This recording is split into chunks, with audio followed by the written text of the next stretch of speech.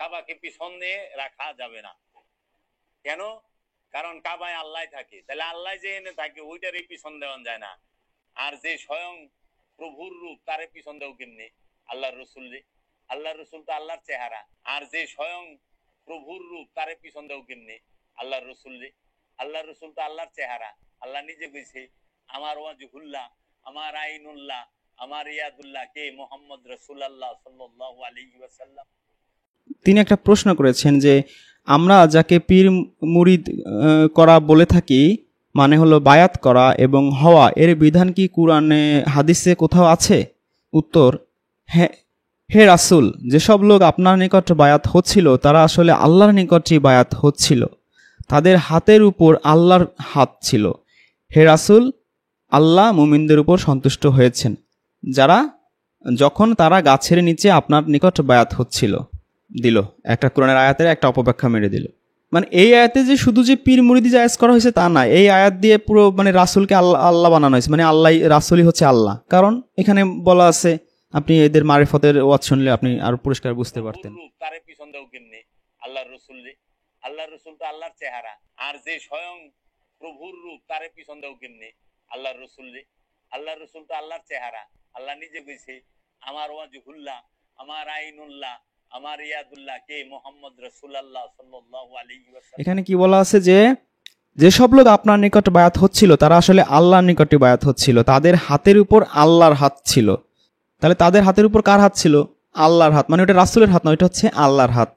আবার আরো হাদিস তো বানানো হয়েছে যে যারা অধিক নামাজ পড়ে, নফল ইবাদত করে, তাহলে কি হয়, একসময় তাদের হাত আল্লাহর হাত হয়ে যায়, তাদের পা আল্লাহর পা হয়ে যায়, তাদের কথা আল্লাহর কথা হয়ে যায়, তাদের জিহ্বা আল্লাহর জিহ্বা হয়ে যায়, মানে পুরো মানুষই আল্লাহ হয়ে যায় তখন।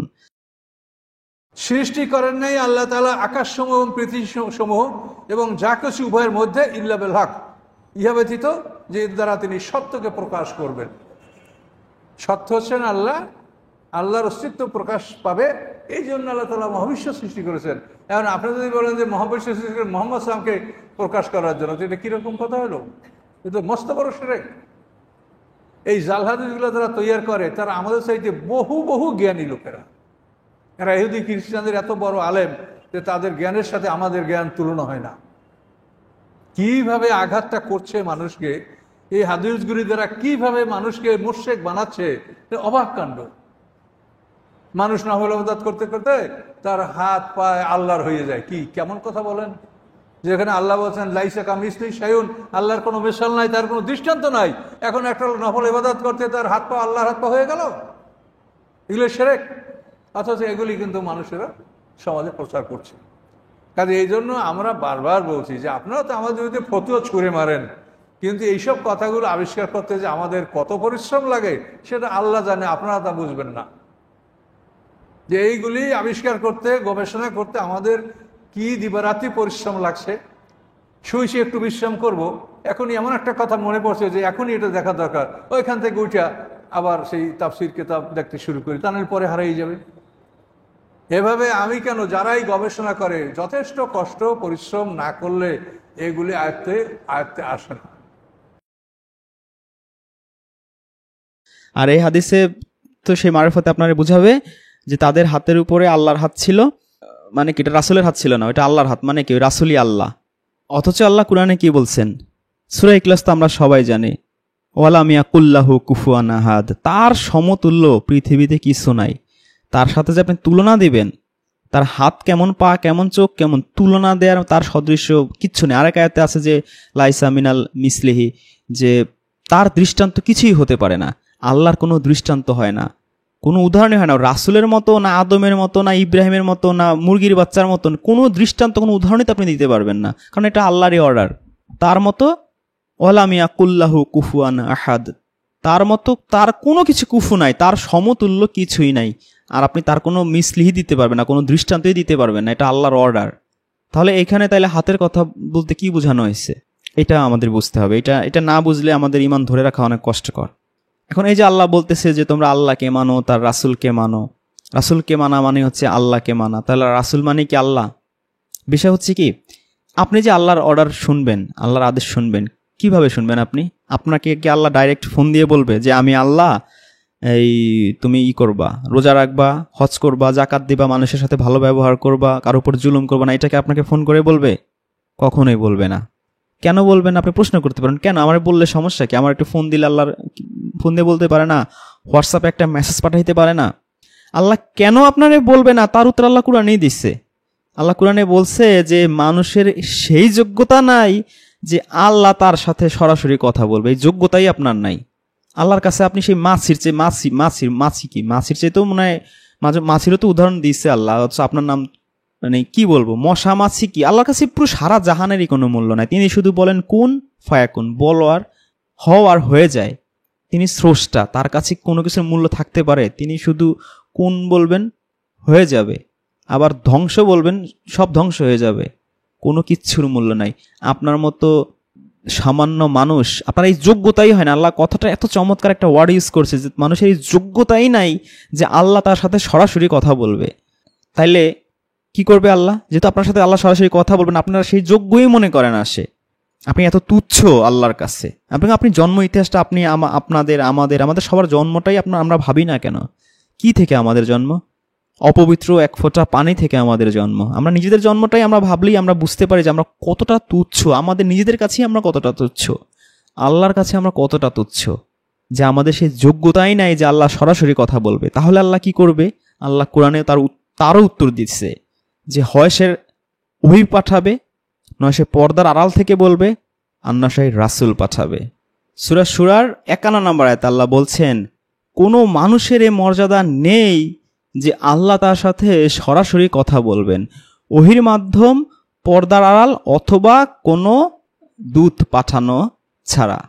তারপর আল্লাহর অনুমতি সাপেক্ষে তিনি যা চান তাই ওহী প্রেরণ করেন। তাহলে এই আল্লাহ সরাসরি বলে দিচ্ছে যে আপনার আমার সেই যোগ্যতাই নাই, সেই মর্যাদাই নাই যে আল্লাহ আপনার আমার সাথে সরাসরি কথা বলবেন।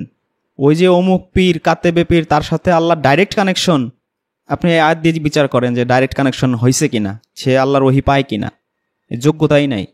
আর কি? পর্দার আড়াল ছাড়া, মুসা নবীর সাথে যেভাবে বলছে, আর কি? কোনো দূত পাঠানো ছাড়া। This is the process. কোনো রাসূল পাঠাবে বা কোনো ফেরেশতা পাঠাবে, তো ফেরেশতা তো আল্লাহ রাসূলদের কাছে পাঠায়, রাসূলদের মাধ্যমে। আল্লাহ রাসূলের সাথে আল্লাহ কখনোই জীবনে মানে কোরআনে পাই নাই যে একবারও তিনি সরাসরি কথা বলছেন। জিব্রাইল ছাড়া সরাসরি কথাই বলেন নাই, কখনোই বলেন নাই। সরাসরি বলতে সেই পর্দার আল বোঝাচ্ছি আমি, যে মুসা নবীর সাথে যেভাবে বলেছিল, আল্লাহ রাসূলের সাথে তিনি অল টাইম জিব্রাইলের মাধ্যমেই কথা বলছেন। আপনার সেই যোগ্যতাই নাই। তাহলে আল্লাহ কি আপনাকে সরাসরি অর্ডার দিবে? যেহেতু আপনার সাথে সরাসরি সে কথা বলবেন আল্লাহ, তাহলে একটা রাসূল পাঠাবে। তাহলে রাসূল কি বলবে? রাসূল বলবে, আমি সত্য কথা বলি, আমি ইনসাফ করি, আমি কারোর উপর জুলুম করি না, আমি গীবত করি না, আমি সত্য বলি না, আমি যা যা করি তোমরা সেটা অনুসরণ করো। এবং আমি যে এগুলো করতেছি, এগুলো আমি মন গড়া করতেছি না। আমি যে তোমাদের সাথে মিষ্টি ব্যবহার করি, তোমাদের গরিব আত্মীয় স্বজন অভাবী সবাইকে দান করি, সাদকা করি, ইনসাফ করি, এই যে ভালো কাজগুলো আমি করি, এগুলো আমার কাছে ওহী পাঠানো হয়, ওই কুরআন পাঠানো হয়, বা ইনজিল পাঠানো হয়, বা তাওরাত পাঠানো হয়, ওইখানে আমি এইগুলো পাই, ওইখানে লিখিত পাই, অথবা আমাকে শোনানো হয়, জিব্রাইল বা অন্য কোনো ফেরেশতা আমাকে শোনায়, সেইটাকে আমি অনুসরণ করি। আমি যে যা যা অনুসরণ করতেছি তোমরা ঠিক সেম জিনিস অনুসরণ করো, মানে আমাকে অনুসরণ করা। আমাকে অনুসরণ করা বলতে মানে কি? আমি যেইভাবে হাঁটি ওইভাবে হাঁটো, আমি যেভাবে হাঁচি দেই ওইভাবে হাঁচি দেবা, আমি যেভাবে কাশি দেই, আমি যেভাবে কান্নাকাটি করি, তুমি ওই সেম টু সেম ওইভাবে কপি করবা, মানে অনুকরণ করবা। অনুকরণ না, মানে কপি করা না, আমাকে তোমরা ফলো করবা, অনুসরণ করবা। মানে আমি যেই স্টাইলে এই নেক আমলগুলো করি, তোমরা তো জানো যে আল্লাহ বলেছেন যে যারা ঈমান আনে আর সৎকর্ম করে তাদেরকে জান্নাত দিবেন আল্লাহ। এবং এই সৎকর্মর পরিমাপ থাকতে হবে, যে মিজানের পাল্লা আল্লাহ ওজন দিবেন। সূরা আরাফের 8-9 নম্বর আয়াতে আল্লাহ বলেছেন, ওজন দিয়ে যদি তোমার এই নেক আমলের পরিমাণটা বেশি হয় তোমার বদ আমলের চেয়ে, তাহলে তোমাকে আল্লাহ জান্নাত দিবেন। তাহলে এই নেক আমল কি কি করতে হয় আর কি কি বদ আমল ত্যাগ করতে হয়, সেগুলো আমাকে ওহীর মাধ্যমে জানানো হয়, তোমরা সেগুলো অনুসরণ করবা, তাহলে তোমরা সফল হতে পারবে। তার মানে এই আল্লাহকে, এই রাসূলকে অনুসরণ মানে আল্লাহকে অনুসরণ। এই রাসূলকে অনুসরণ বলতে আল্লাহ কি বুঝিয়েছেন? কুরআনকে অনুসরণ। কুরআনে যা যা অর্ডার আল্লাহ দিচ্ছেন সেগুলোকে অনুসরণ করতে হবে। আপনি মানুষকে কপি করলে হবে? মানুষকে কপি করা যাবে না। কি করতে হবে? সে যে সমস্ত নেক আমলগুলো করে আর যে সমস্ত বদ আমলগুলো থেকে বিরত থাকে, ওগুলো অনুসরণ করতে হবে। এবং ওগুলো শুধু ওই রাসূলের জন্য আল্লাহ দেন না, ওই রাসূল মৃত্যুবরণ করলেও সেই লিখিত ওহীগুলা যুগের পর যুগ আল্লাহ কখনো সংরক্ষণ করেন, কখনো করেন না, এগুলো থাকে। এবং এই কোরআনের সম্পর্কে আল্লাহ বলেছেন যে আমি আপনার কাছে কোরআন এজন্য নাজিল করেছি যে আপনার আশেপাশে যারা আছে তাদেরকে আপনি সতর্ক করবেন, এবং যাদের কাছে এই কোরআন পৌঁছে যাবে তাদেরকেও। তাহলে যাদের কাছে পৌঁছে যাবে মানে কি, আমরাও এর মধ্যে, এই আয়াতের মধ্যে আমরাও পড়ি, আমাদের কাছে পৌঁছে গিয়েছে, তার মানে এর মাধ্যমে আমরাও সতর্ক হচ্ছি। তাহলে এখানে রাসূলের হাতে বায়াত মানে আল্লাহর হাতে বায়াত বলতে এখানে কি আল্লাহ ফিজিক্যালি কিছু বলছেন? আল্লাহ বলছেন যে আমি ইব্রাহিমকে আমার খলিল বানালাম, আমার বন্ধু বানালাম, আমি তাকে বানিয়েছি আমার বন্ধু। এখন ইব্রাহিম নবী কি করবে? যেহেতু সে আল্লাহ তাকে বলছে তুমি আমার বন্ধু, তুমি আমার খলিল, তাহলে ইব্রাহিম নবী আল্লাহর ঘাড়ে হাত দিয়ে দিয়ে হাঁটবে? আপনাদের যুক্তি অনুযায়ী তাই তো দাঁড়ায়। ইব্রাহিম নবী যেহেতু আল্লাহর খলিল, আল্লাহ তাকে বলছেন তুমি আমার খলিল, সেহেতু ইব্রাহিম নবী এখন কি করতে পারবে? এখন আল্লাহর ঘাড়ে হাত দিয়ে দিয়ে আড্ডা দিবে দুই বন্ধু মিলে, তাই নয় কি? গেল। আল্লাহর রাসূলের হাত মানে হচ্ছে আল্লাহর হাত, তাহলে আল্লাহ রাসূলের দাঁত মানে আল্লাহর দাঁত। তাহলে যুদ্ধের ময়দানে আল্লাহ রাসূলের দাঁত যে শহীদ হলো তার মানে কি আল্লাহর দাঁতও শহীদ হইল, তাই না? যেহেতু আল্লাহর রাসূলের হাত মানে আল্লাহর হাত, সেহেতু রাসূলের দাঁত মানে আল্লাহর দাঁত। রাসূলের দাঁত শহীদ হয়েছে মানে আল্লাহর দাঁতও শহীদ হয়েছে, আল্লাহর দাঁত ভেঙে গেছে, রাসূলের দাঁত ভাঙছে মানে আল্লাহর দাঁতও ভাঙছে। রাসূল মৃত্যুবরণ করছে মানে আল্লাহও মৃত্যুবরণ করছে। আপনাদের যুক্তি অনুযায়ী এইটাই দাঁড়ায়। আর কোরআনের যুক্তি অনুযায়ী আল্লাহ পাক এখানে একটা আধ্যাত্মিকতা বোঝানো হয়েছে যে ইব্রাহিমকে বন্ধু বানানো মানে কি। কারণ আল্লাহ কোরআনে বহুবার এই ঘোষণাটা দিয়েছেন যে ইবলিস হচ্ছে তোমাদের প্রকাশ্য শত্রু। তাহলে শত্রুর অপোজিটটা কি? শত্রুর অপোজিট হচ্ছে বন্ধু। তাহলে ইবলিসের পথে যদি চলো, সে হচ্ছে তোমাদের শত্রু, সে তোমাদের জাহান্নামের দিকে নিয়ে যাবে। আর তোমরা যে আমার সৃষ্ট জীব, তোমরা যদি আমার পথে আসো তাহলে একজন বন্ধুর মতো একটা ফ্রেন্ডলি বিহেভ তোমরা আমার কাছে পাবে। তোমাদেরকে জান্নাত দেওয়া হবে, অনেক নিয়ামতে দেওয়া হবে, তোমাদের ক্ষমা করে দেওয়া হবে, আমার সন্তুষ্টি তোমাদের উপর থাকবে। তাহলে এই যেটা ফ্রেন্ডলি বিহেভিয়ার, একটা ফ্রেন্ডলি রোডে আপনাকে আল্লাহ পাক ইনভাইট করছেন, এই ফ্রেন্ডলি রোডটা কি আল্লাহ বলছেন যে এটা ফ্রেন্ডলি রোড, সেই সেন্সে আপনাকে আল্লাহ বন্ধু বলেছেন, আপনাকে সাহস দিয়েছেন। এবং শয়তান যে আপনার শত্রু, ইবলিস যে শত্রু, তার অপোজিটে লড়াই করার মতো আপনাকে একটা মেন্টাল, ফিজিক্যাল এবং ইমোশনাল একটা পাওয়ার আল্লাহ পাক দিয়েছেন। এখন আপনি যদি ধরেন যে যারা মুত্তাকি তাদেরকে আল্লাহ বন্ধু বলেছেন, যারা সত্যবাদী তাদেরকেও আল্লাহ বন্ধু বলেছেন, এখন যারা মুত্তাকি হবে বা যারা সত্য কথা বলবে তারা যে আল্লাহ যেহেতু বলেছেন যে বন্ধু, তাহলে সে কি করবে?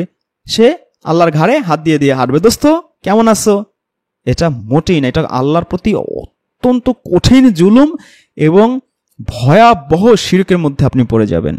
এইখানে জাস্ট আপনাকে একটা আধ্যাত্মিক স্ট্রেংথ দেওয়ার জন্য আল্লাহ এই তুলনাটা দিয়েছেন, যেহেতু ইবলিস হচ্ছে আমাদের প্রকাশ্য শত্রু, তার অপোজিটে আল্লাহ আপনাকে একটা ফ্রেন্ডলি পথ ইনভাইট করেছেন। আপনি বুঝতেছেন না, একটু আগে একটা আল্লাহ বলছেন যে মানুষের এই মর্যাদাই নাই যে আল্লাহ তার সাথে সরাসরি কথা বলে, আপনাকে তুচ্ছ, এত তুচ্ছ জিনিস আপনি, সেখানে আল্লাহ আপনাকে কিভাবে ওই ফ্রেন্ড আর এই ফ্রেন্ড মোটেই এক জিনিস না। এই ফ্রেন্ড বলতে আপনাকে ইমোশনাল একটা স্ট্রেংথ দেওয়ার জন্য আল্লাহ এই শব্দগুলো ইউজ করেছেন।